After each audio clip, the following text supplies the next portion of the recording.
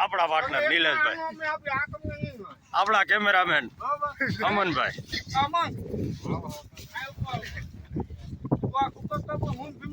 તરબૂચનું ઉત્પાદન થઈ ગયું છે અને માર્કેટમાં જવાની તૈયારીમાં માણસો ટ્રક ભરે છે. તમે જોઈ શકો લગભગ કાલે માર્કેટમાં આવી જાય. तरबूज फेंक, पैसा देख.